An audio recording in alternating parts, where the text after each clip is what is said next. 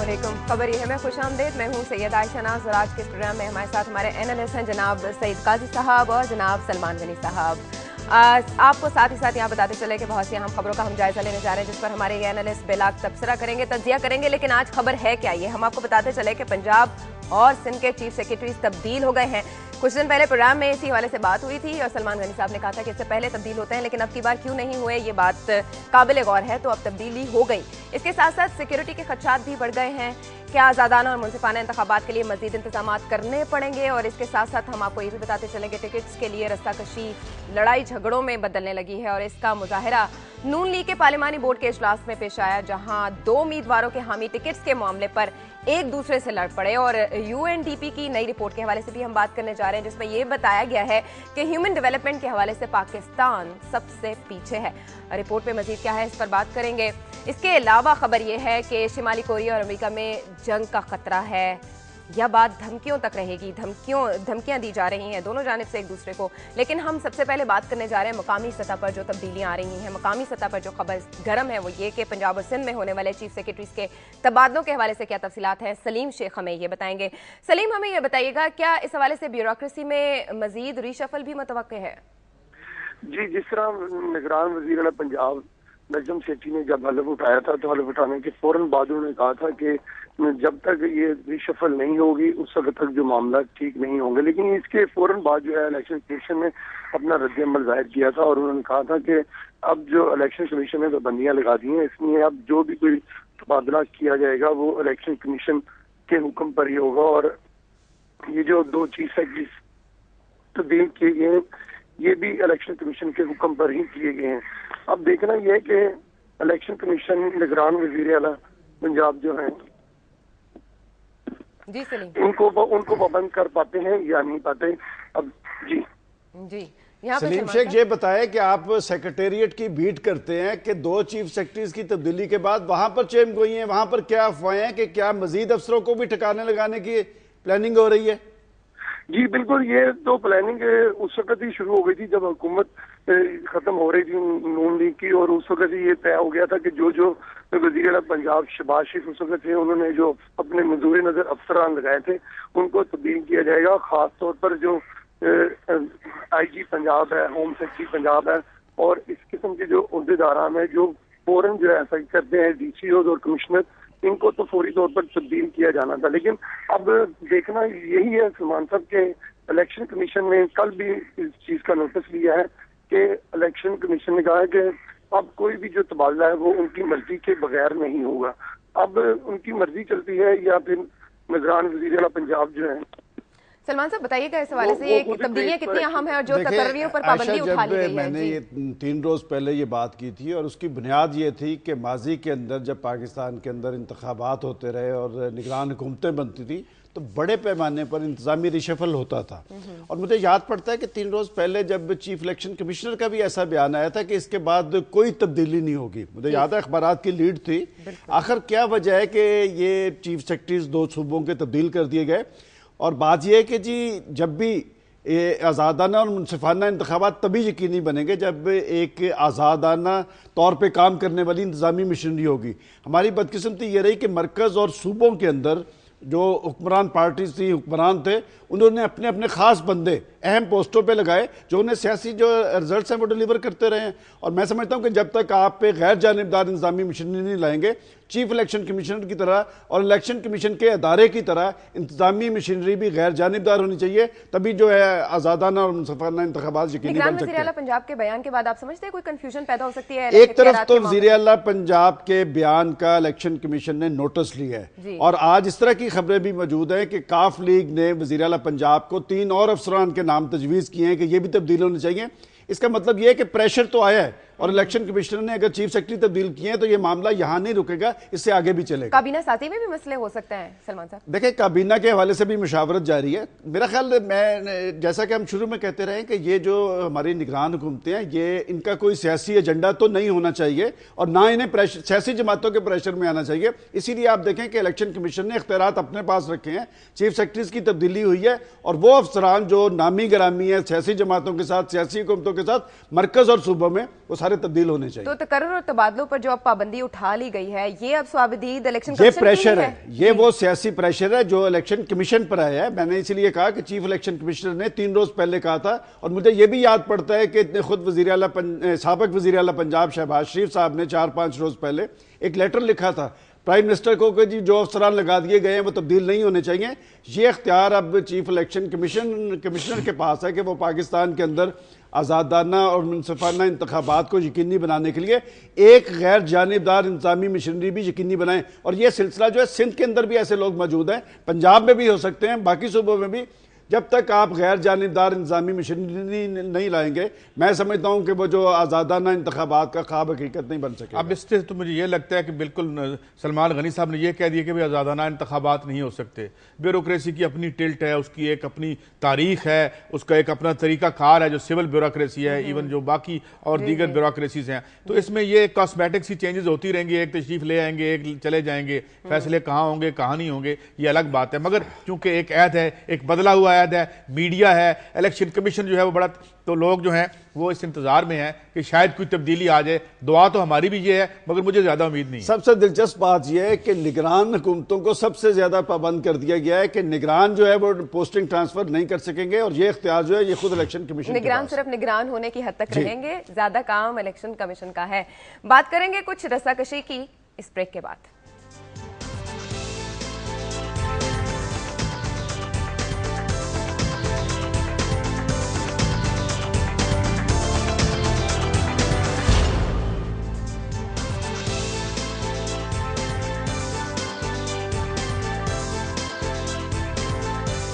खुशामदीद आपको प्रोग्राम में एक बार फिर कहते हुए बात करेंगे कुछ इंतखाबात के हवाले से। इंतखाबात का मंजरनामा सज चुका है, और जैसे कि इस हवाले से इलेक्शन कमीशन की जानिब से भी तैयारियां अपने उरूज पर हैं, तो दूसरी जानिब पार्टी सतह पर भी ये तैयारियां जारी हैं। लेकिन टिकट्स के इशू पर पार्टीज में रस्साकशी उरूज पर पहुंचने लगी है, और इसका जो हालिया मुजाहरा हुआ है वो नून लीग के पार्लिमानी बोर्ड के इजलास में हुआ है। हमारे साथ है अरसलान रफीक भट्टी, उनसे जानेंगे अरसलान वाकया क्या हुआ था और क्या ये लड़ाई दोबारा भी होने का इम्कान है? जी, कल यहाँ पे एक अफसोसनाक वाकया हुआ है मॉडल टाउन में, क्योंकि कल लाहौर के जो उम्मीदवार थे उसमें मैं आपको ये बता दूं कि 13 सीटें हैं कौमी असेंबली की लाहौर से, जिसके लिए 56 उम्मीदवार हैं जिन्होंने कागजात हासिल किए हैं, और जो पार्टी के तमाम उम्मीदवार हैं उनका ये क्लेम है और दावा है कि जी हमें पार्टी टिकट मिलनी चाहिए, हमारी कुर्बानियां एक दूसरे से ज्यादा हैं। इसी तरह जो सूबाई असेंबली की 25 सीटें हैं उसके लिए 300 उम्मीदवार हैं, जिनके आप देख लें कि कम से कम 5 से 10 बनते हैं एक उम्मीदवार एक सीट के ऊपर, इससे भी बल्कि ज्यादा बनते हैं। तो कल जो हुआ है ये यहाँ पे एक पार्टी कारकुन है इमरान मोल, वो वहां पे अंदर से एकदम भागता हुआ बाहर आया है, और बाहर आकर उसको जो है एकदम 8 लोग थे जिन्होंने उसको पकड़ा हुआ था, और उन्होंने शाम के अंधेरे का फायदा उठाते हुए जिधर गाड़ियों की पार्किंग है मॉडल टाउन में, उधर उसको जो है उन्होंने उसको शदीद पीटा है वहां पर उन 8 लोगों ने। और वो भागकर जब मीडिया के जहाँ कैमरे लगे हुए थे उसके सामने वहां पे आया है, और उसके बाद उसने अपना बयान दिया है जी कि उसको जो लाहौर के जनरल सेक्रेटरी हैं ख्वाजा इमरान नजीर, जो एमपीए हैं वहां से कृष्ण नगर के हल्के से, उनका कहना था जी कि उसके लोगों ने उसको पीटा है क्योंकि वो हक में बोले थे राना मशहूद जो डिप्टी स्पीकर है। मैं आपको ये भी बता दूं कि 2 रोज कबल ही, यानी 8 से 2 रोज कबल राना मशहूद के खिलाफ एक बहुत बड़ा जुलूस वहां पे हजारों कारकुन जो थे हल्के के, उन्होंने निकाला था कि जी इनको टिकट ना दिया जाए क्योंकि ये हल्के में नहीं आते। अच्छा असलान, मार कुटाई से पहले ही किसी ने सुलह सफाई की कोशिश नहीं की ताकि मामला इस नौबत तक ना पहुंचे? के जी नहीं, बिल्कुल वहां पे चूंकि ग्रुपिंग इतनी ज्यादा हो चुकी है लाहौर के हलकों में कि हर शख्स का ये दावा है कि जी वो पार्टी का ज्यादा लॉयल है। अच्छा। लाहौर के अंदर कल जब ये सारी इजलास शुरू हुआ तो मियां नवाज शरीफ ने तमाम लोगों को अंदर जब बुलाया उम्मीदवारों को, तो उनको इजलास जो है वो मुलतवी करना पड़ा क्योंकि वहां पे ग्रुपिंग। असलान ये बताया कि आपने कल खबर दी थी कि इस वाकये के बाद जो शहबाज शरीफ साहब ने इसका नोटिस लिया है और उन्होंने कुछ लोगों की ड्यूटी लगाई कि इस मामले को हल किया जाए। शहबाज शरीफ साहब का क्या कहना था इस सारे मामले पे? जी, मियां साहब जो है वो साबिक वज़ीर आला शहबाज शरीफ जो है उन्होंने फौरी जब नोटिस दिया, क्योंकि वो अंदर बैठे हुए थे, तो उन्होंने टीवी मॉनिटर, उनका एक बड़ा अच्छा सिस्टम है, वो मॉनिटरिंग जरूर करते हैं कोई भी वाकया जब भी होता है। तो उन्होंने जब मॉनिटरिंग के बाद उन्होंने कहा तो उन्होंने ख्वाजा इमरान नजीर को बुलाया और उसके बाद कारकुनों के सामने ये कहा कि अगर ये बंदा कसूरवार पाया गया तो मैं इसको पार्टी से निकाल दूंगा। उसके बाद ख्वाजा इमरान नजीर जो है वो मुतहरिक हुए और उन्होंने अपनी सिफारिशें ढूंढी, जिसमें परवेज मलिक भी थे जो सदर है लाहौर के, वो उनके साथ गए। लेकिन सलमान साहब मैं आपको ये बता दूं कि لاہور کے اندر جو ہے پارٹی کے اندر بہت زیادہ گروپنگ ہے. ویسے تو پورے صوبے میں ہی گروپنگ ہے کیونکہ ایک سے ایک سیٹ کے لیے جو ہے 30 امیدوار. اسلام یہ بتائیں کہ یہ جو احتجاجی مظاہرے ہیں یہ کارگر ہو سکتے ہیں، اور یہ جو کارکن ہیں، یہ جو پرانے امیدوار دوبارہ پارٹی لانا چاہ رہی ہے، ان کے خلاف سرگرم عمل ہے، کیا یہ سارے مظاہروں کی وجہ سے کوئی امیدوار لاہور سے تبدیل بھی ہو سکتا ہے؟ جی سلمان صاحب بالکل ہو سکتے ہیں، کیونکہ سننے میں یہ آ رہا تھا کہ میاں نواز شریف نے تقریباً 25 میں سے جو 10 سے 13 امیدوار ہیں پنجاب سے، لاہور سے خصوصاً، ان میں جو صوبائی اسمبلی کے، ان کی کارکردگی پہ سوالیہ نشان ہے. اسی طرح جو ایم این ایز ہیں جو وہ حلقوں میں جاتے ہی نہیں تھے، رہائش پذیر ہی نہیں تھے، ان کی کارکردگی پر بھی جو ہے سوالیہ نشان کچھ کے نام بتا سکتے ہیں آپ جن کی کارکردگی کے آگے آپ نے کہا کہ سوالیہ نشان ہے، وہ کون ہیں؟ جی اس میں جو ہے خصوصاً جو شادرے سے دونوں ایم پی ایز ہیں، پی پی 137 سے ڈاکٹر اسد اشرف ہیں، رانا اقبال ہیں یہاں پر، اسی طرح رانا مشہور کے خلاف جو ہے مظاہرے جاری ہیں. اس کے علاوہ جو ہے حاجی علا رسا ہے، دھرمپورے سے ایم پی ہیں، میاں نوید انجم ہیں، چودھری شہباز احمد ہیں. ان کے اوپر بھی الزامات ہیں. ان کے جو بدامی باغ والا سانحہ ہوا ہے لاہور میں، اس کے اندر ان کے نام بھی آیا ہے چودھری شہباز احمد کا. ویسے یہ میاں شہباز شریف کے خاصے کلوز سمجھے جاتے ہیں کہ جی یہ پارٹی میں بڑے متحرک ہیں اور یہ ان کے بڑے نزدیک ہیں. اسی طرح جو ہے عمر فیض بٹ ہے جو ماڈل ٹاؤن حلقے سے رکن قومی اسمبلی ہیں. ان کو میاں شہباز شریف نے ایک جلسے میں کہا تھا چونکہ یہ کام نہیں کرتے ہیں اور یہ سوئے رہتے ہیں، اگر ان کو میرے حوالے کر دیا جائے تو میں شاید ان کو کام کرنا سکھا دوں. اسی طرح رانا اعجاز ہیں جو اقبال ٹاؤن حلقے سے ایم پی ہیں، ان کے اوپر بھی سوالیہ نشان ہے. ان کو بھی میاں شہباز شریف نے بھرے جلسے میں کہا تھا جی کہ یہ اپنے حلقے میں ان کا لیزون ٹھیک نہیں ہے، ان کی کارکردگی کے اوپر بہت گہرا سوالیہ نشان ہے، یہ لوگوں سے نہیں ملتے ہیں، ان کو چاہیے کہ یہ لوگوں کے ساتھ اپنا رابطہ مضبوط کریں. اسی طرح اور بھی دیگر لوگ ہیں جن کے اوپر مثلا حاجی روہیل اصغر ہیں جو ایم این اے ہیں، رکن قومی اسمبلی ہیں، ان کے اوپر بھی کارکردگی کے بھی کچھ وہاں پہ کارکن آئے ہیں. اسی طرح این اے 123 بڑا اچھا حلقہ ہے اور مشہور حلقہ ہے جہاں سے میاں نواز شریف بھی کامیاب ہوتے رہے ماضی میں. اس کے علاوہ جو ہے میاں عمر حیات سے یہاں پہ کامیاب ہوتے رہے. یہ بینظیر بھٹو بھی یہاں سے ایک دفعہ الیکشن لڑی، جاوید ہاشمی یہاں سے الیکشن لڑے. وہاں کے جو مقامی لوگ ہیں ان کا کہنا یہ ہے جی کہ ہم نے اس مرتبہ امپورٹڈ امیدوار کو ووٹ نہیں دینا، چاہے وہ میاں نواز شریف جو ہے وہ جس کو مرضی وہاں سے نامینیٹ کر دیں، ہم نے وہاں کا مقامی امیدوار ہمیں چاہیے. اسی طرح وہاں پہ جو بینر ہے، جو ماڈل ٹاؤن میں جو ایک سین نظر آتا ہے، وہاں پہ بینر لگ چکے ہیں مختلف پروونشل کانسٹیچوئنسیز کے. یعنی اب عوام کے ایکشن کا وقت ہے. ایسے قاضی صاحب کیا کہیں گے؟ میں اس کو اس طرح سے نہیں لیتا جس طرح میں ذرا مختلف کہ یہ کوئی فوری واقعہ ہو گیا یا کوئی لڑائی، یہ ایک پورا کلچر بدل گیا ہے. یہ کہتے ہیں جی ہم نے بڑی قربانی کی ہے، ہمیں کارنر پلاٹ دے دیں. اب جب سیاست ہی ایک کاروبار کے رخ پہ ہوگی، جب آپ کے سامنے یہاں پہ بھوتانی صاحب نے کہا جو سائیکلوں پہ آئے تھے اسمبلی میں، واپسی میں 3-3 4-4 گاڑیاں لے کے گئے ہیں، یہ لڑائی کوئی نظریاتی لڑائی نہیں تھی. یہ لڑائی اس مالیاتی فائنانس کی لڑائی تھی جس تک رسائی کے لیے ہم سیاست کرتے ہیں. یہ پورے کا پورا جو ایک پیراڈائم شفٹ آیا ہے، ایک پورے کا پورا اب قبضے کی سیاست آ گئی ہے. اب اس لیے سیاست نہیں آ گئی کہ آپ نے آبادیوں کو عافیت دینی ہے، آپ نے آبادیوں کے لیے کام کرنا ہے. اب اس لیے سیاست آ گئی ہے. اب ابھی ہم کہتے ہیں غربت کی بات ابھی ہوگی. اب غربت ختم کرنے کا ایک طریقہ تو یہ ہے کہ 120 ملین ایم این اے ہم لے آئیں، اتنی بڑی اسمبلی بنا دے جس طرح بھوتانی صاحب کہتے ہیں. تو یہ جو سب کچھ ہوا ہے وہ اس لیے کہ اوپر بیٹھے ہوئے مال بنایا اور رج کے بنایا اور کھل کے بنایا اور کر لو جو ہمارا کرنا ہے. ان کے نیچے جو لوگ تھے اب وہ اور کیا کرتے، جب ان کے بڑے یہ کر رہے تھے مال بنا تو نیچے والے بھی بندے باری لینا چاہتے ہیں. اب وہ باری لینا چاہتے ہیں. اس میں ایک بات یہ ایشو ہے. میں قاضی صاحب سے تھوڑا سا ہٹ کے انہوں نے ایک اسپیکٹ پیش کیا ہے. دیکھیں سیاسی کارکن اور اس طرح کے جھگڑے ہمارا جو جمہوریت کا ایک حسن ہے کہ یہ 70 کی دہائی سے یہ سلسلہ شروع ہے اور سیاسی کارکن ہی زیادہ متحرک ہوتا ہے. اس وقت تو روپے پیسے کا اتنا پھیلاؤ ہو گیا آپ کے انتخابات میں، امیدواروں کے چناؤ میں، کہ جس کے میرے خیال اس سے پہلے مثال نہیں ملتی. آج میں سمجھتا ہوں کہ اگر اس طرح کی لڑائی ہوئی ہے تو میں اسے پریشان نہیں ہوں کہ بات یہ کہ سیاسی کلچر کا حصہ ہے اور سیاسی کارکن ہی ہمیشہ امیدوار کے لیے سب کچھ کرتا ہے. اور انہوں نے درست کہا کہ ایک طرف وہ امیدوار ہیں اور دوسری طرف دوسرے باری کے چناؤ پہ ہیں.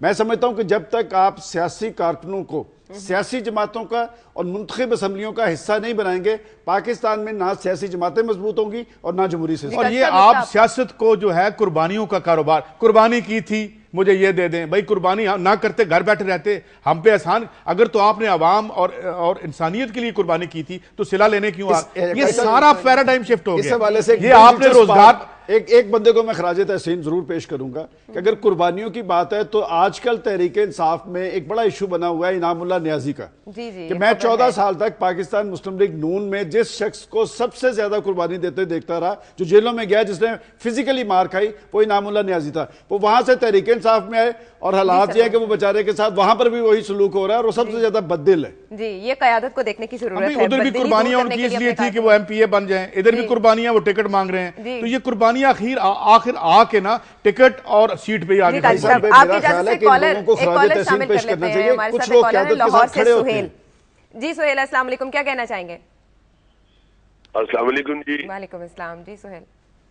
جی میں سب سے پہلے تو یہ کہوں گا کہ یہ جو دونوں صاحب بیٹھے ہوئے ہیں، سلمان غنی صاحب اور قاضی صاحب، جی بڑے پیارے لگ رہے ہیں جی، ماشاءاللہ خوبصورت لگ رہے ہیں دونوں اور بڑی اچھی گفتگو ہو رہی ہے. جی جی. دوسری بات یہ ہے کہ میرے ذہن میں ایک چیز آتی ہے جی کہ جیسے یہ ہم لوگوں نے یہ کام شروع کیا ہے نگران وزیر اعظم کے لیے ججز کا چناؤ کیا جائے یا بیوروکریٹس کا چناؤ کیا جائے، کیا یہ وائلیشن نہیں ہے؟ کیا اس میں ایسا نہیں ہو رہا اب یہ صحافی حضرات بھی اس میں کود پڑے ہیں؟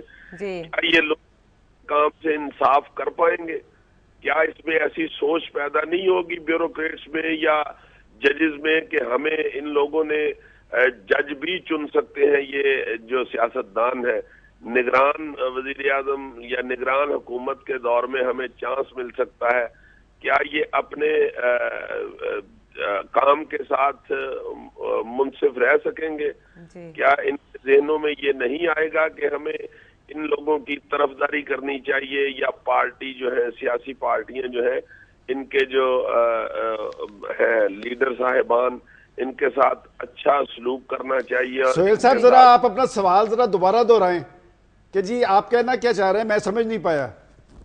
میں یہ کہنا چاہ رہا ہوں کہ کیا یہ اچھی ایکسرسائز ہے کہ یہ نگران حکومت کے لیے بیوروکریٹس کا چناؤ یا ججز کا چناؤ یا صحافیوں کا چناؤ، کیا آپ لوگ اپنے کام کے ساتھ منصف رہ سکیں گے؟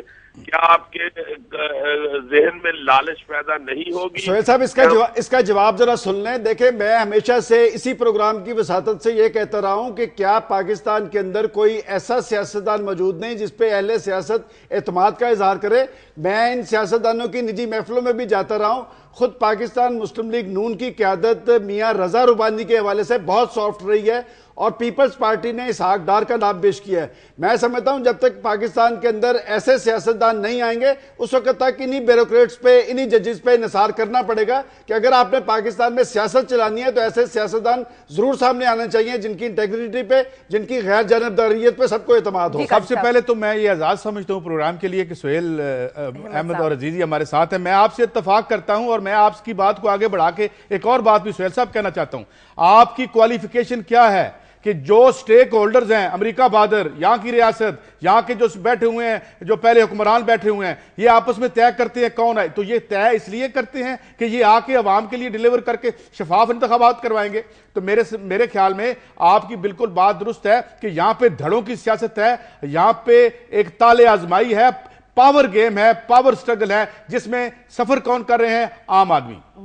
جی جواب سہیل احمد صاحب کو غیر جانبدار رہنے کے حوالے سے درکار تھا، ان کو مل گیا اور انہوں نے آپ کی تعریف کی کہ آپ دونوں بہت پیارے لگ رہے ہیں. تو عزیز صاحب بھی لوگوں کی ہر دل عزیز شخصیت ہے اور انہوں نے ہمارے پروگرام میں کال کی. واقعی ہمارے پروگرام یہ بڑی بات ہمارے لیے بڑی.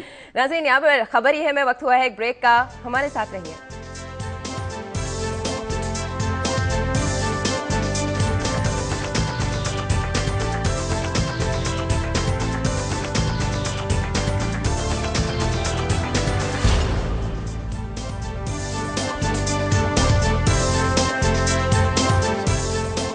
خوش آمدید پروگرام میں ایک بار پھر. اور بریک پر جانے سے پہلے ہم بات کر رہے تھے سیاسی منظرنامے کے حوالے سے اور اس کے علاوہ دیگر بہت سی اہم خبریں بھی ہم نے اب تک بات کی جن کے حوالے سے. ہمارے ساتھ اب ایک کالر موجود ہیں چودھری صفدر رحمان صاحب. السلام علیکم چودھری صاحب، کیا کہنا چاہیں گے؟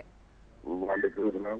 میرا سلمان غنی صاحب سے ایک سوال ہے جی کہ یہ جو نگران سیٹ اپ آج پاکستان میں موجود ہے، یہ جو آنے والے الیکشن کو فیئر اینڈ فری الیکشن کہہ رہے ہیں ہم کروانے ہیں، کہ یہ کیسے ممکن ہے کہ ایک چور جو ہے وہ کسی امام مسجد کو چنے؟ کیا ان پہ باست لاگو نہیں ہوتی؟ کیا یہ جو ہے یہ اوپر سے اترے ہوئے لوگ ہیں یا مقدس گائے ہیں ان کے پیچھے کیا محرکات ہیں کہ یہ پاکستان کے دوبارہ ٹریک پہ لے کے جانا چاہ رہے ہیں. اس کو ری ٹریک کرنے کے لیے ایسے لوگ سامنے آ رہے ہیں جن کا اپنا ماضی بیدار نہیں ہے. شکریہ جوئی صاحب. بات یہ ہے کہ ہم نے اسی لیے بریک پہ جانے سے پہلے بات کر رہے تھے کہ پاکستان کے اندر کوئی ایسا سیاستدان موجود نہیں جس پہ تمام پولیٹیکل پارٹیز اعتماد کا اظہار کر سکیں. جیسا کہ انہوں نے چیف الیکشن کمشنر بنایا ہے تو یہ بات درست ہے کہ دنیا کے اندر جب اس طرح انتخابات ہوتے ہیں تو کسی ایک سیاستدان کو چنا جاتا ہے. جہاں تک آپ نے یہ سوال اٹھایا ہے کہ جی جو نگران ہیں وہ آرٹیکل 62 63 پہ کیوں پورا نہیں اترتے, میرا خیال آپ کا سوال نگرانوں کے سامنے بھی چلا گیا اور پاسبانوں کے سامنے بھی چلا گیا اور مہربانوں کے سامنے بھی چلا گیا. جی بہت شکریہ چودھری صاحب, بہت شکریہ سلمان صاحب جواب دینے کے لیے. اگلی خبر کی طرف آتے ہیں. خبر یہ ہے کہ ہماری غربت پر UNDP کی ایک اور رپورٹ آ گئی ہے. اس حوالے سے قاضی صاحب کے پاس چلتے ہیں کہ وہ کیا فتویٰ دیتے ہیں اس پر. قاضی صاحب, غربت کی رپورٹ تو روزانہ سامنے آ جاتی ہے, لیکن ہمیں یہ بتائے گا کون کہ غربت کی وجہ کیا ہے اور کیا یہ غربت کبھی ختم بھی ہو پائے گی؟ یہ تو میں آپ کو بتا ہی دوں گا, مگر میں یہ بھی عرض کر دوں کہ میں فتووں والا قاضی نہیں ہوں. دوسری بات یہ ہے کہ آپ نے بڑا اچھا سوال کیا ہے کہ میں یہ سوچ رہا تھا جب میں یہ رپورٹ کل یہ تو ہر سال آتی ہے اور بہت محنت کرتے ہیں ماشاءاللہ جو یہاں کے ایجنسیز کام کر رہی ہیں. یہ نہیں ہمیں بتاتے کہ غربت کی وجہ کیا ہے. اگر ہمیں یہ بتا دے تو شاید اب ہم اپنی غربت ہی ختم کر لیں. ہمیں یہ نہیں بتاتے کہ ہمارے اوپر 100 خاندان کیوں مسلط ہیں, کہ کیا کوئی ایسی ایجنسی بھی ویسٹ سے آئے گی جو ہمیں بتائے, کیا ہمیں وہ بتائے گی کہ یہ غربت جو 1980 کی دہائی کی ایک ریگنامکس جسے کہتے ہیں جس کے مسلط کرنے کی وجہ سے یہاں ہوئی, کہ وہ کیا تھی. اور آج کل ہر آدمی میں دیکھتا ہوں ٹی وی پہ بیٹھ کے قسمت کا حال پوچھ رہا ہوتا ہے اور کمپیوٹر میں سے کوئی اس کو بتا رہا ہوتا ہے. تو یہ قسمت کا حال جو قسمتوں کی بربادی ہے یہ کوئی آسمان سے نہیں اترتی. اس غربت کی ٹھوس مادی وجوہات ہوتی ہیں اور مادی وجوہات اور مادی اقدامات کے ذریعے سے ریموو بھی کیا جا سکتا ہے. مگر جس طرح ہم یہ کہتے ہیں کہ یہ آ کے ایجنسیز بڑے پیسے خرچ کرتی ہیں یہاں پہ رپورٹیں بنانے میں, مگر یہ ہمیں نہیں بتاتی کہ جو پالیسیز آپ کے وزارت خزانہ میں بنتی ہے جو آپ بنانے کے اہل نہیں ہے آپ سے بنوائی جاتی ہے. اور پھر یہ جو 100 خاندانوں کی بات انہوں نے کی ہے, یہ مجھے بتائیں کہ اس ملک پر یہ 100 خاندان کس نے مسلط کیے؟ ان 100 خاندانوں کے اثاثے کہاں ہیں؟ ان کے پیسے ویسٹ کے بینکوں میں نہیں پڑے ہوئے؟ کیا ہمیں یہ بیرونی ایجنسیاں بتائیں گی کہ یہاں سے جو کالا پیسہ اور کالا دھن جاتا ہے کیا ویسٹ کے بینک اس سے کاروبار نہیں کرتے؟ کیا انہوں نے وہاں پہ کوئی قانون بنا رکھا ہے؟ کیوں تحفظ دیتے ہیں اہل مغرب ہمیں یہ رپورٹیں دینے والے؟ اس پہ ایک بات چھوٹی سی بیان کرنا چاہوں گا. دیکھیں آپ بار بار وہ جو غربت کا خاتمہ یہ وہی ایلیمنٹ ہے جو غربت کا خاتمہ نہیں, یہ غریب کا خاتمہ کرتے ہیں. یہ غریب کا خاتمہ کر رہے ہیں, لہذا یہ ہمیں نہیں بتائیں گے کہ جو آپ نے غربت جو ہے وہ معاشی پالیسیوں کا نتیجہ آپ کا مقدر نہیں ہے. اگر آپ کا مقدر ہوتی تو یہ جو 100 خاندان جو ایوب خان کے دور میں 22 خاندان تھے ان کی جو تقدیر میں غربت کیوں نہیں ہے؟ ہمارے وہی لوگ جن کی حکمرانی تک رسائی نہیں ہے, غربت انہی کے حصے میں کیوں؟ تو یہ غربت ایک اکنامک پلاننگ کا مسئلہ ہے. اور وہ اکنامک پلاننگ نہیں ہو رہی. اکنامک پلاننگ اور اس کے خلاف رد عمل آپ یہاں نہیں ہے. آپ دیکھیں آج قبرص میں کیا ہوا. قبرص میں جو کہ یورپین یونین کا ممبر ہے اس کے 40% جس کا $1 لاکھ کا اکاؤنٹ تھا 40% پیسے اس کی ریاست لے گی. تو اب ایشو یہ ہے کہ جس وقت تک آپ نظام کو وضع نہیں کرتے, منصوبہ بندی عوام کے حق میں نہیں کرتے, تو یہ 100 خاندان مسلط رہیں گے اور پھر ٹکٹوں کے لیے لڑائیاں آپ روزانہ دیکھتی رہیں گی. ہر چیز میں آپ کو مسخ پن نظر آئے گا, ہر اچھا خیال بھی مسخ ہو کے رہ جائے گا. سیاست جو ایک پیغمبروں کا پیشہ ہے وہ اب قربانیوں کی منڈی بن جاتا ہے. اس کی وجہ کیا ہے؟ کیونکہ یہ سارے ابھی یہ جو صفدر صاحب نے بات کی یہ کون لگاتے ہیں؟ ہمارے نگران. یہ کہاں سے لے کے آتے ہیں چٹ یہ ہمارے پاس آنے کے لیے؟ اہل مغرب کی سب سے پہلے ابھی وکی لیکس میں کیا آیا تھا کہ ہر حکمران ان کے پاس جا کے جو ہے وہ سینکشن لے رہا کہ جی ہم آ جائیں. تو یہ ہے ایشو. تو میں UNDP والوں سے درخواست کروں گا جہاں آپ ہمیں آئینہ دکھا کے ہمیں کم تر ثابت کرتے ہیں ہماری غربت, ہمیں یہ بھی بتایا کریں کہ اس کی وجوہات کیا ہے اور اس کی وجوہات مغرب سے. میرے پاس رات ایک اہم ڈیولپمنٹ ہوئی ہے کہ جماعت اسلامی کے مرکز منصورہ میں پاکستان مسلم لیگ نون کی قیادت کے جماعت اسلامی کی قیادت کے ساتھ مذاکرات ہوئے ہیں انتخابی ایڈجسٹمنٹ کے حوالے سے. آپ کو یاد ہوگا کہ آج سے 4-5 روز پہلے عمران خان صاحب کی جماعت اسلامی کی قیادت سے ملاقات ہوئی تھی اور جماعت اسلامی کی قیادت عمران خان صاحب کے پاس گئی تھی.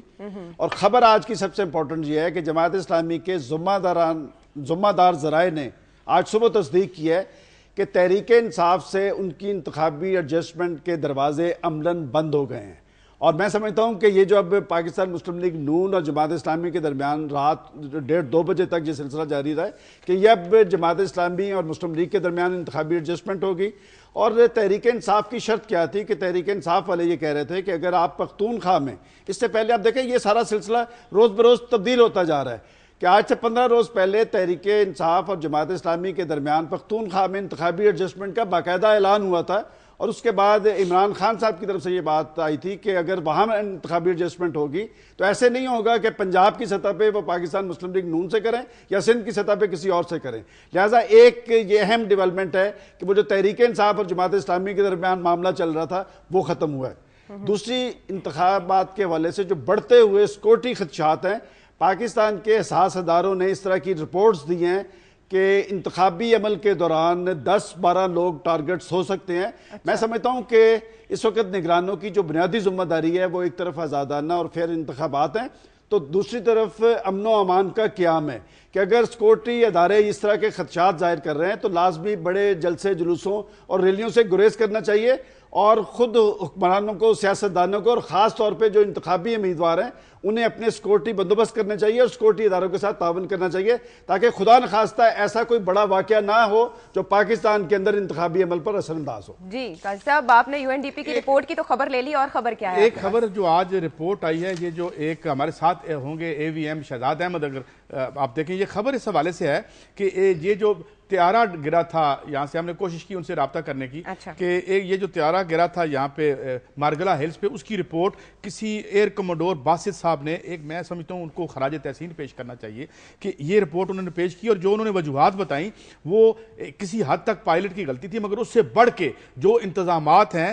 وہ انہوں نے الیج کیا ہے کہ جو ہمارا کنٹرول ٹاور ہے اور اس کے وہاں پہ وہ ٹرینڈ لوگ ہی نہیں تھے جو کہ ایسی سچویشن میں طیارے کو اتار سکیں کہ جب ویدر انکلیمنٹ ہوتا ہے, جب ویدر جو ہے وہ خراب ہوتا ہے, تو انہوں نے وہ کورسز ہی نہیں کر رکھے تھے, اور کچھ ایسے سسٹم بھی مسنگ تھے. یہ بڑی ٹیکنیکل باتیں ہیں, میں ان کی ٹیکنیکل اس میں نہیں جاتا ناظرین کے لیے, مگر اس کا جو لب لباب ہے وہ یہ ہے کہ ہمارے پاس ایسے ٹیکنیشینز, ایسے ٹرینڈ لوگ نہیں ہیں, اور جو لوگ PAF سے یا ملٹری سے لگائے جاتے ہیں ان کی ٹریننگ اور طرح کی ہے, یہ ٹریننگ ہی نہیں ہے. تو میں یہ اس لیے میں نے یہ سٹوری رکھی تھی کہ اگر یہ حالات ہیں تو پھر ہم سرکار سے یہ کہیں, ہم بچپن میں پڑھا کرتے تھے بسوں کے پیچھے لکھا ہوتا تھا سوار ہونے سے پہلے گناہوں کی معافی مانگ لے, تو کیا ہم اب جہاز میں بیٹھتے ہوئے یہ کریں؟ تو میں خاص طور پہ جو PAF کے یہ جو ایئر کموڈور باسط صاحب ہیں, ایک بڑی ضرورت مندانہ رپورٹ انہوں نے دی ہے, اور جس میں اور یہ حکومت کو چاہیے اسے سوچے, ان لوگوں کا خیال کرے جو لوگ روزانہ اس پہ سفر کرتے ہیں, اور یہ ساری یہ اناملیز کو ریموو کیا جائے.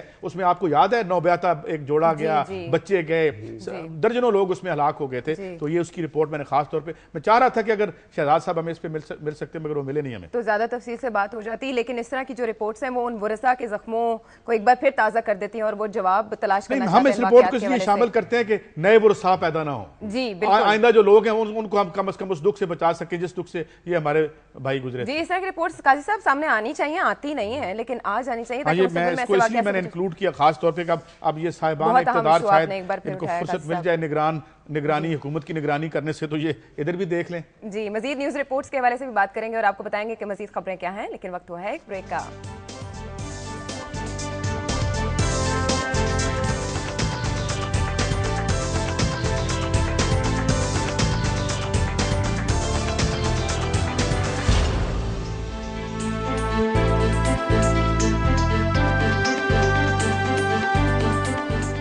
پروگرام میں ایک بار پھر, اور بات ہو رہی تھی بریک پر جانے سے پہلے پرامن انتخابات کے انعقاد کے حوالے سے, اس کے علاوہ UNDP کی رپورٹ کی بھی ہم نے بات کی, لیکن جو سلمان صاحب اس سے پہلے بات کر رہے تھے پرامن انتخابات کے انعقاد کے حوالے سے, تو سلمان صاحب سب سے زیادہ چیلنج جو ہے وہ ہمیں بلوچستان سے درپیش ہے, کیا کہیں گے اس پر؟ جی عائشہ, اس میں کوئی شک نہیں کہ پاکستان میں انتخابی عمل کے حوالے سے سب سے زیادہ جو خدشہ ظاہر کیا جا رہا تھا وہ بلوچستان کی صورتحال کے حوالے سے تھا کہ وہاں پر بدامنی تھی, لاقانونیت تھی, قتل و غارت کا ایک سلسلہ تھا. لیکن ایک اہم پیش رفت ہوئی کہ چیف الیکشن کمشنر فخر الدین جی ابراہیم गुज़िश्ता रोज़ बलूचिस्तान गए, उन्होंने 13 मुख्तलिफ पार्टीज़ के लोगों ज़ुम्मेदारान से मुलाकातें की और उन्होंने सराहा है अख्तर मेंगल के इस इक़दाम को कि वो इंतखाबी अमल का हिस्सा बनने के लिए तैयार हैं। और मैं समझता हूँ कि उनका वहाँ का ये दौरा यकीनन वहाँ पर पुरअमन इंतखाबी अमल के हवाले से एक अहम पेशरफ साबित होगा। और पाकिस्तान की कौमी जमातों ने भी अपना रोल अदा किया है कि बलूचिस्तान के ये वो कायदीन थे जो पाकिस्तान और वफाक पाकिस्तान और आईन पाकिस्तान के हवाले से तहफ़्फ़ुज़ात ज़ाहिर कर रहे थे, और अगर वो कौमी धारे में आए हैं तो इस चीज़ को सराहना चाहिए। जी, अब इस हवाले से इरफान सईद साहब हमारे साथ ब्यूरो चीफ कोयटा से मौजूद हैं, उनसे बात करेंगे। जी सलमान साहब। जी इरफान सईद साहब, क्या सूरत हाल है और जो चीफ इलेक्शन कमिश्नर का दौरा बलूचिस्तान है, किन पार्टीज के लोगों से उन्होंने मुलाकात की और उनकी तरफ से क्या जवाब सामने आया? जी, इस हवाले से सलमान साहब, सबसे एक तो आपने जिस तरह पहले कहा कि एक बड़ा अच्छा है कि उनका एक पॉजिटिव एक काम था कि वो कोयटा आए और उन्होंने यहाँ पर मुख्तलिफ सियासी जमातों के बिलखुसूस बलोच सियासी जमातों के रहनुमाओं से भी मुलाकातें की और उनके तहफ़्फ़ुज़ात जो थे इलेक्शन के हवाले से उनको भी दूर किया। और सबसे पहले जो मुतालबा था बलूचिस्तान की, जो सदर सनाउल्लाह ज़हरी ने जो तजवीज़ पेश की इजलास के दौरान के बलूचिस्तान के दूर दराज इलाके लोग ज़्यादा से ज़्यादा इंतखाबी अमल में हिस्सा लेना चाहते हैं, उनको टाइम दिया जाए, कागजात नामजदगी जमा कराने में लोगों को दुश्वारियाँ हो रही, जिस पर चीफ इलेक्शन कमिश्नर ने फौरी तौर पर बलूचिस्तान के सियासी रहनुमाओं के इस मुतालबे को मंजूर किया और वो 2 दिन की तोसी कर दी कागजात नामजदगी जमा कराने की तारीख में। और इसी तरह उन्होंने अमन और अमान की सूरत हाल के हवाले से लोगों के जो खदशात थे उसको भी काफी हद तक दूर करने की कोशिश की और उनको ये यकीन दहानी कराई कि बलूचिस्तान में पुरअमन इंतखाबात को यकीनी बनाने के लिए हर मुमकिन इकदाम उठाए जाएंगे। अच्छा, मेरा ख्याल हमारे साथ से डॉक्टर अब्दुल्लाही बलोच भी मौजूद है। डॉक्टर साहब, आपसे मेरा सवाल ये है कि जो चीफ इलेक्शन कमिश्नर का दौरा बलूचिस्तान है, इसके क्या असरात होंगे खास तौर पर इंतखाबी अमल के हवाले से, और जो रिजर्वेशन थी वहां बलूचिस्तान की पॉलिटिकल पार्टीज की, क्या वो दूर हो पाएंगे? देखिए जी, जहाँ तक बलूचिस्तान की सूरत-ए-हाल का ताल्लुक है तो बलूचिस्तान में जो माहौल है उसको साजगार बनाने में कोई हुक्मरानों ने कोई रोल अदा नहीं किया जो यहाँ के असल हुक्मरान है। मसला बुनियादी ये है कि 17 दिसंबर 2005 से जो ऑपरेशन जारी है वो रियासती दहशतगर्दी अभी भी उसी तरह से हो रही है।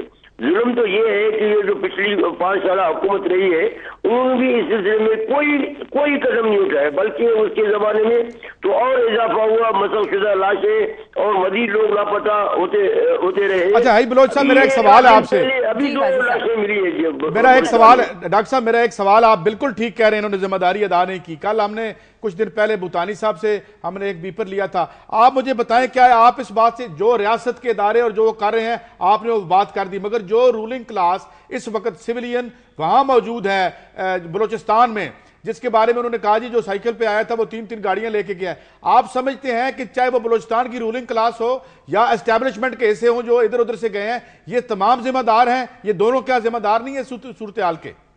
जी, मैं तो वो तो जैसे कि असल जिम्मेदार तो जो है एस्टेब्लिशमेंट है ना जी, उनके पार्टी में वही लिया थे, वही उनको इस तरह से जो है मालदार बना के उनको जो है मैदान में छोड़ती है। ये तो सबको पता है, पूरे पाकिस्तान के अवाम को पता है, सबको पता है। देखिए अभी आप खुद समझदार हैं, आप इंतखाबात करने जा रहे हैं, तो मतलब ये जो गैर मशरूत तौर पर फौजी ऑपरेशन तो बंद होता, सियासी दहशतगर्दी खत्म होता, लोग लापता अब भी हो रहे हैं वो खत्म होता, मसलन लाशों का जो सिलसिला है वो खत्म हो जाए। देखिए इंतखाबात का अपने माहौल बनाना चाहिए, उसकी तरफ तो कोई नहीं है। अब अगर आप सऊदियों के साए में इंतखाबात कर रहे हैं तो कैसे डॉक्टर साहब ये बताएं कि इस वक्त पाकिस्तान के निगरान वजीर आजम का तल्लुक खुद बलूचिस्तान से है, और बलूचिस्तान से जो निगरान वजीर आजम है उन्होंने बलूचिस्तान के मसाइल के सियासी हल के लिए जो पुरअमन इंतखाबी अमल को आगे बढ़ाने की बात की है, आप समझते हैं कि इससे वहां में जो एहसास महरूमी है उसका खात्मा हो सकेगा? नहीं हो सकेगा जनाब, इसलिए इसका खात्मा नहीं हो सकेगा। मैं आपको हक़ाइक़ बता रहा हूँ कि जैसे इस वक्त बलूचिस्तान जल रहा है, अब ये बात जरूर है कि जो जमहूरी मुज़ाहमतकार हैं, कॉन्फ्रेंस पार्टियां हैं, वो हिस्सा ले रहे हैं, जो मुसल्लह मुज़ाहमतकार हैं उन्होंने बाइकाट का जो है वो उन्होंने जो है ऐलान भी किया है, और जाहिर है कि उनके ऊपर रियासती तशद्दुद हो रही है पूरे अवाम पर, मजलूम पर, माओ बहनों पर। डॉक्टर साहब ये बताएं कि आप हमदर्दी है अवाम की, ये बताएं कि आपकी पार्टी इंतखाबी अमल का हिस्सा बन रही है, और खास तौर पे अख्तर मेंगल साहब ने जो लाइन ली है आप उसे अप्रिशिएट करते हैं? جیسے سے میں آپ کو عرض کروں، میں نے پہلے عرض کیا کہ جمہوری جو مزاحمت کار ہیں، جو اس نظام سے نالا ہیں، وہ اس قانونی نظام سے تنگ ہے، وہ بلوچستان کو جو قانون بنا کے اسلام آباد نے رکھا ہے وہ حصہ لے رہے ہیں. میں یہ کہہ رہا ہوں کہ جمہوری قوتیں جو کانفرنس ہے وہ حصہ لے رہے ہیں، مگر اس کے ساتھ ساتھ جو مسلح مزاحمت کار ہیں ان نے جو ہے اس کا بائیکاٹ کرنے کا، اور بلکہ عوام سے اپیل کی ہے کہ وہ انتخابات کی طرف بالکل جائے نہیں.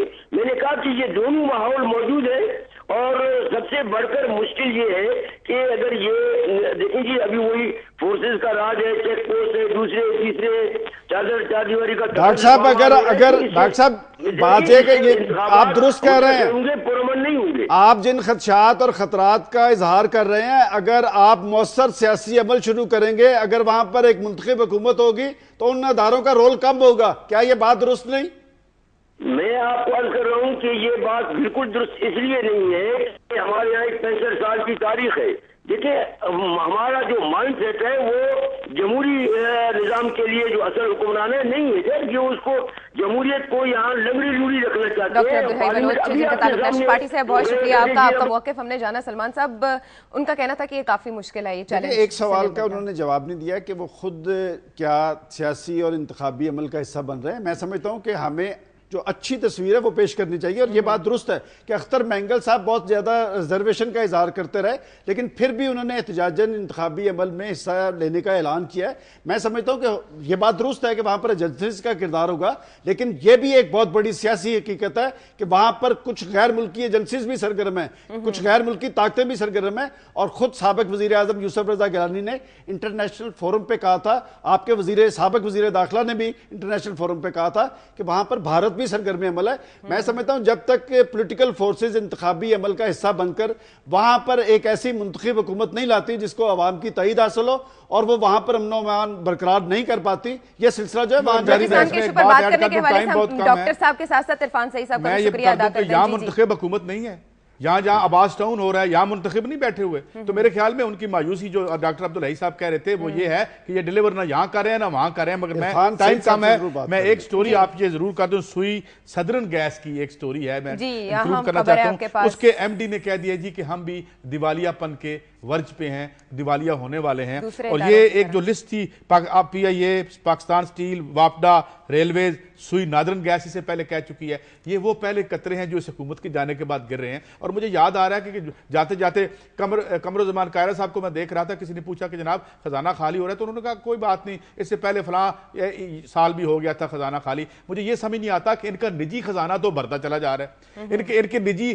تو نہیں ہمیں لگتا کہ ان میں سے کوئی بندہ بینکرپسی فائل کر رہا ہو، بلکہ یوں لگتا ہے 200 سال کی غربت ختم کر لی ہے. مگر یہ جو مشکلات یہ جو ادارے بینکرپٹ ہو رہے ہیں، اس سے ہمیں اندازہ ہوتا ہے کہ حکمرانی کیسے کی گئی. مگر کیا نئے آنے والے کوئی اس حساب سے احتساب کر پائیں گے یا نہیں، یہی بہت بڑا سوال ہے. کل اثاثوں کا اعلان کیا گیا ہے کہ بڑے بڑے اثاثے رکھتے ہیں ہمارے جو سیاستدان ہیں. وہ کروڑپتی ہیں جو سفید ہیں. اس ملک میں کالے دھن کی پاکستان غریب ہے، پاکستان کے حکمران اور سیاستدان امیر ہیں. بالکل صحیح ہے. اور اگر سیاستدان خیال کرنے لگیں تو شاید ہمارے ادارے بھی بہتر ہو جائے. بہت شکریہ آپ کا سعید قاضی صاحب، بہت شکریہ آپ کا سلمان غنی صاحب، اور ناظرین آپ کا بھی بہت شکریہ. اور جیسے کہ سعید قاضی صاحب نے یہ کہا کہ بہت آسان ہے تنقید کرنا تصحیح کرنے سے. کوشش یہ کرنی چاہیے کہ ہماری تمام تر جو تنقید ہے وہ تعمیری مقاصد کے لیے ہو. اللہ نے کے بعد